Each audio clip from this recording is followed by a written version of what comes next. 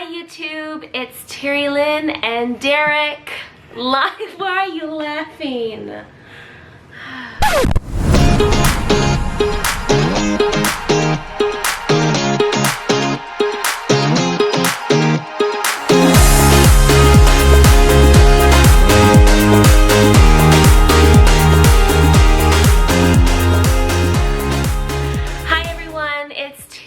And Derek, long time no see, but we are here. We wanted to come on quickly and just give you a life update. I posted in the community tab back in May, just sort of an explanation as to why we hadn't posted for a while. Of course, we had our little baby girl, and with that came postpartum, which I struggled with. And so for me to sit down and to film a video seemed like a huge mountain. And so I couldn't do it. And I just tried to enjoy my time with Bae and not let that get to me because it was causing so much anxiety with all my hormone changes. But anyways, we are here. We do have a life update. Since we last chatted with you guys, we have now moved across Canada. God called us to the western side of Canada. We had no idea and no plans, but God opened a door and led us here. And so in our new city, I am a women's ministries pastor at an incredible church here, and we are just loving our new home, our new city. What else? Bae, our sweet baby girl, she is going to be 1 year old this week. In 2 days. That's crazy. So time has flown by. She's not in this video because she's currently napping. So that's why I'm talking fast, because she could wake up any minute. And so she's napping and she will be in our next video. She is the cutest baby in the world. I'm not biased because I'm her mom, but she is, right? She is the cutest baby in the world. So her first 2 words are mama and dada, of course. Her third word, guess what? So we live in the prairies. Her third word was grass. Grass.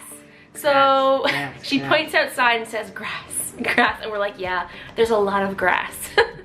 But anyways, we just wanted to give you a quick life update.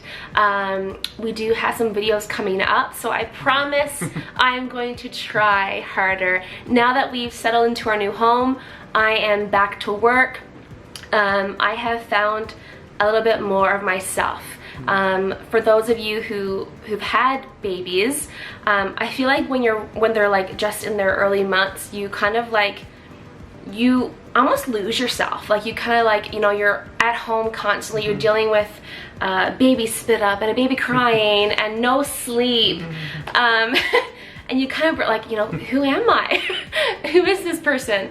But I think now that we're in our new city and we're settling in, we're kind of back to ourselves again. And we're finding our new routine and all that. And so that will help with a routine of filming videos for you guys and getting them up. But anyways, we are happy to be back. I still read all of your comments and all of your messages. And so for today's video, we are actually going to answer a couple questions that have been asked over the last few months, whether it's been through comments, Instagram messages. We do have an Instagram, which is Countdown to Clark, so you can follow us there and chat with us there. But we do have a few questions, and some of our questions are based on relationship, parenthood, all that. So the first question is this: how did you start being friends if you already know they are the one? So if you know our testimony, our love story, is that when we met, we immediately knew, okay, this is the person I'm going to marry. And so that's a good question, because if the Lord tells you, you know, that's your husband or that's your wife, tells both of you. Yeah, like yes, make sure that happens. If God does that, you know, that's kind of like, hey, you know you're gonna marry this person, so, but having a friendship and building a friendship is so important. So how do you start being friends? I think for us, it was a lot of coffees. We would go to coffee together, Yeah. and it was just a lot of talking, backstory, filling each other and getting to know each other, I think, organically. One of the things that stood out to us, and I think we've alluded to it before, was that, you know, we started off as friends almost before it became romantic. Yeah. And so we got to really know each other, talking for just hours and hours and hours. We did a few medium-length road trips, you know, 5 or 6 hours, and I think... being stuck in a car with someone for that long really... I think tests you. Seinfeld says something about a road trip being incubator or a fast track for relationships. So anyways, we got to know each other inside a little tin can on the highway. Yeah, a lot of talking. Yeah, definitely. And I think for me, I don't even know if I've shared this before in our testimony, but when I first met Derek and the Lord already had told me that he was my husband, and I spent like, because I never saw him again for another like 2 weeks. More than that. I think Was it more than that? It was 3 weeks or something. 3 weeks, yeah. But during that time, I was still praying about him and how to go forward with this, because God had told me, okay, this is your husband. And so I was continually praying about, saying, okay, God, like, I need your confirmation in this, and then what do I do next? And I'm the type of person that I need things to happen like that. And because I met him, I was like, okay, so I guess like we get married next week. Like, this is my husband. And that's sort of what I was thinking in my head. And as I was praying about it, the Lord spoke to me and said that it was going to be a slow process. And I was like, huh, like, what do you mean by that? A slow process? And what I took from that was that I needed to make it a slow process. Even though we knew that we were going to marry each other and we knew this is what God had, I wanted us, and we wanted us, when we finally started talking and dating, to make it about a friendship and to build a solid friendship and to take it slow. And so even though, people find this funny, but even though we knew that we were going to get married, we took things really slow. We wanted to just talk and get to know each other, and so we did that. We literally spent hours just talking and Facebook messages and texting, like just hours upon hours of just getting to know each other and sharing our heart, sharing our dreams, and that's how we really just started the friendship, was that we knew we had to take it slow. And so we told each other that, and we felt like God had put that there. We felt like God had placed something there to say, okay, take it slow and get to know each other. And so we did that. We spent a lot of hours just chatting. I think just, you know, if you're going to spend the rest of your life with someone, which is what we both felt from the very beginning, is you got to be good friends. You got to be, and friendships will outlast kind of everything else that comes and goes, the rhythms of a relationship, a marriage. I think, yeah, just become really good friends, because when everything else kind of goes up and down, being able to talk to the person. Yeah, and because we had built such a solid friendship and took it slow, he's my best friend, and he's still my best friend, and we love spending time with each other still. And nothing will prove a friendship like a road trip. Yes, and we actually, so when we moved out to Western Canada, we drove with Bay, who was 8 months old at the time. And how long was the road trip? How many hours? Oh my goodness, it was over 3,300 kilometers, so it was, you know, 1936. Over 36 to 40 hours with a baby of driving. Yeah, and we loved it. Yeah, we still like each other. We love talking still, and so building that friendship is the core. It's so important. And so that's basically, I think I answered it, right? Pretty one. What was the next question? The next question is this. Could you talk about couple transition? So the deepening of relationship or feelings while going through dating and then into marriage. So I think, I mean, we kind of answered that with the first one, but I think You know, the transition from dating to engagement didn't change much because, again, we were pretty serious from the beginning. Transitioning into engagement wasn't a massive difference, other than wearing a ring.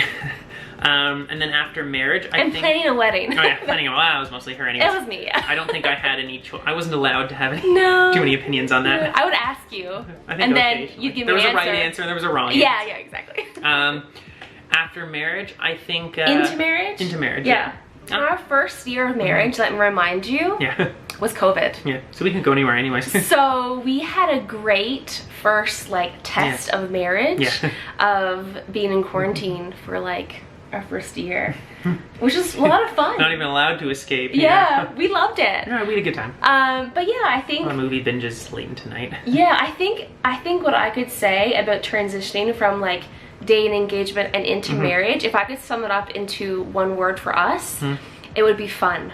It was a lot of fun. Yeah, it was fun. I think because of the foundation. Because of our friendship. Yeah, we had so much fun. We were always trying to do road trips. We were always doing drives. We were booking Airbnbs to sort of get out of the house during COVID. And yeah, we just had a lot of fun. And I think that's what makes our marriage is just our friendship. And it makes it fun. And and so yeah, I think that basically answers that question. If you have any more kind of questions that we didn't touch on in that, just put them in the comments. Yeah, I think we answered it, but and the next one is, so transition into parenthood. What has that been like? And how did it affect your relationship as a couple? So what's it been like transitioning into parenthood? What do you think? Oh, I don't know if I still have the screenshot from my Fitbit. I think in the first 6 days of Bay's life, we got a combined 5 or 6 hours of sleep over the 6 days. Not per night, that's over the entire 6 days. So yeah. We had a few trips back and forth to the hospital. And so there was just no sleep happening. And you know when you're in the hospital, you just don't get sleep because people are checking on you every 2 minutes. But yeah, no sleep. But the transition in parenthood, a blur. Was the first little bit, I honestly, it's so hard to remember because I feel like it was just, you did the same things over and over again, and the next day you did the same things over and over again. Just keep the baby alive. Yes, basically. But we did a good job. We kept her alive. yeah, she's still alive. She's napping right now. But yeah, no, I think for me, the transition into parenthood for us as a couple, it strengthened our relationship even more. I pictured him as a dad when we were just talking, when we were dating. You know, for girls anyways, when you're dating someone, you think of, okay, how could this person be with my future children and kind of thing. And whenever I had liked another guy or whatever, I could never see it. I could never picture my child running to them as their father. But when I met Derek, I was like, hey, I want 12 kids. Are you down? And he said no. but we narrowed it down, and he agreed. After a lot of conversing and all that fun stuff. But yeah, as soon as we started talking, I pictured immediately our children running to him. And so, but he never saw that in himself back then. And so to watch that come to life for me has made me love him even more. Because he loves Bay so well, and I know she is the light in his eyes. We're surrounded by stuffies right now. Yes, and blocks and toys and all that fun stuff. But as a couple, I think, because there's a whole new pot of things then, right? There's us having to deal with how we're gonna raise our children and what we're gonna take from each family. We were raised quite similar, but there are still things that some things are different, some things are the same, and so we had to figure out, okay, how are we going to raise our daughter, and how, what are we going to use from each family, and so we honestly it was prayer, a lot of it, for both of us too, in learning to compromise and to trust the other person. I think, I mean, with your first, it's always just kind of a fly by the seat of your pants. Yeah. Again, you know what you just said, like learning to take some of the advice you receive from everywhere around you and learning to also lean into the other person and figure what's going to work for us.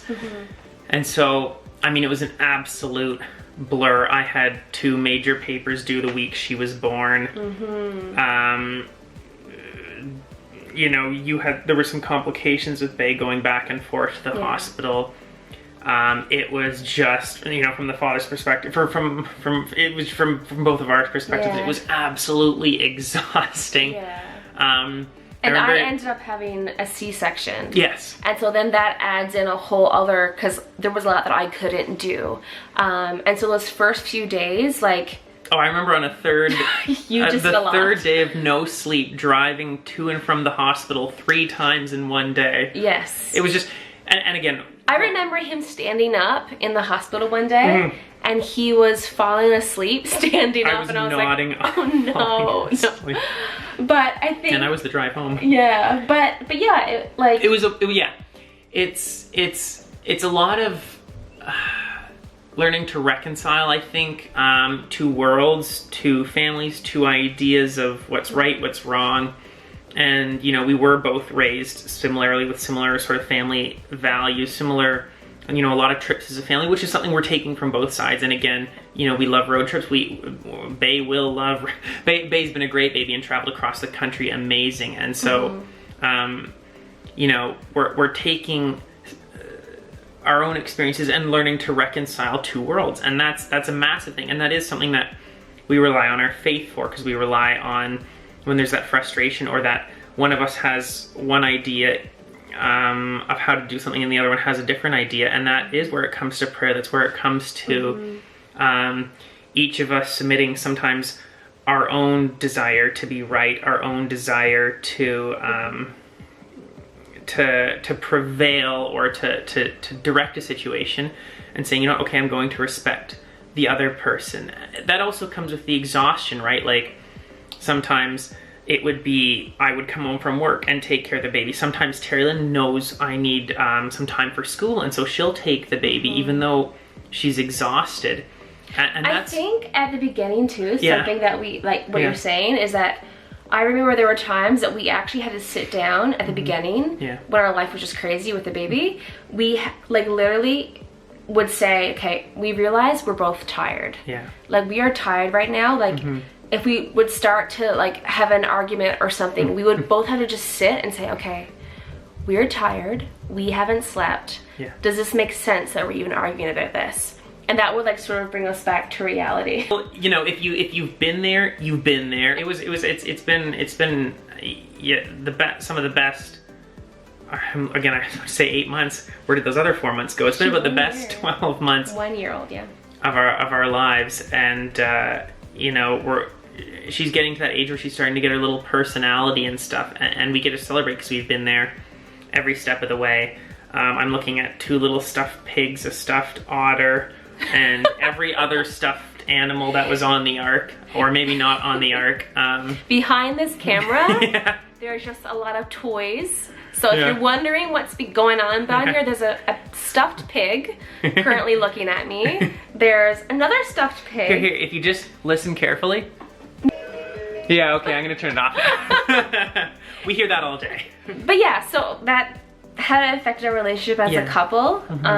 Parenthood. There's a lot of reconciliation, and I think that's one of the things. I have read somewhere that a marriage, and I think even more so a family, are some of the 2 of the units of reconciliation that are possible only because of the desire to submit our own wills to that of the other person and to love them.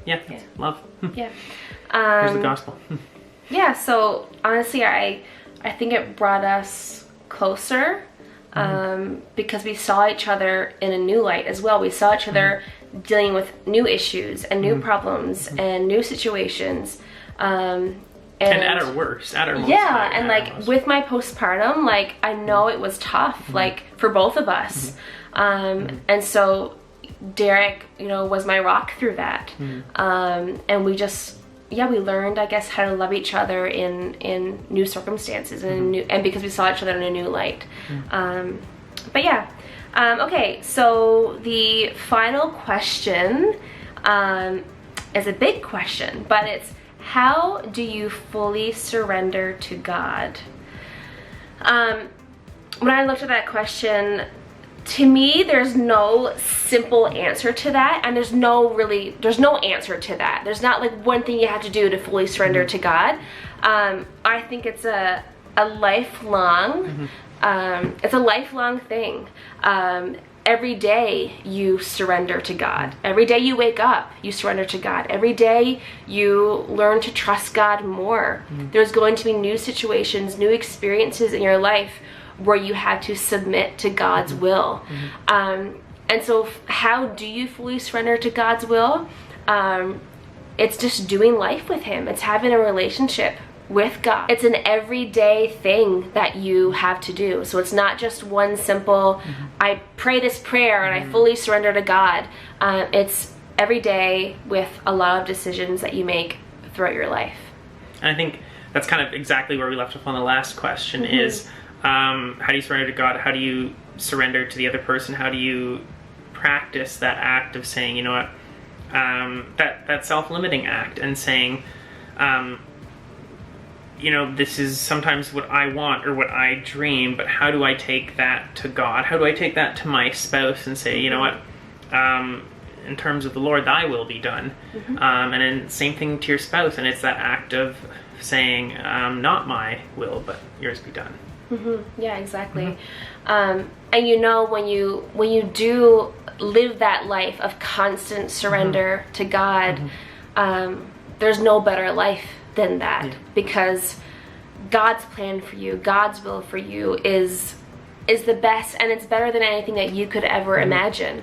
And so when you do live that life of constant surrender and constant trust, even when it's really hard to trust and surrender, because a lot of times we don't want to give up what we have. I think of this like meme that was going around for a few years, and it was a picture of a little girl, and she had this little teddy bear, and it was Jesus standing in front of her, and she was having to give up this little teddy bear, and Jesus was taking it from her, but what she didn't see was behind his back was this big huge teddy bear.